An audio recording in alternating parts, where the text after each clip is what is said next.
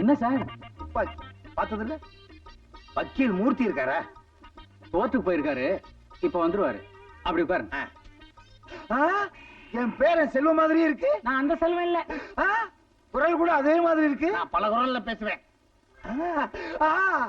பேரா, என்னடா பூரா இப்படி இருக்க? அது வந்து தாத்தா, இந்த ஆபீஸ்ல நான் அசிஸ்டன்ட் மேனேஜர், அதான் யூனிஃபார்ம். அசிஸ்டன்ட் மேனேஜருக்கு தொப்பி கூடவா கொடுப்பாங்க? இது என்ன சுண்டக்கா தொப்பி? எங்க மேனேஜரை பார்க்கணுமே, இதை விட பெரிய தொப்பி வச்சுக்க. நீ வா. பொட்டி.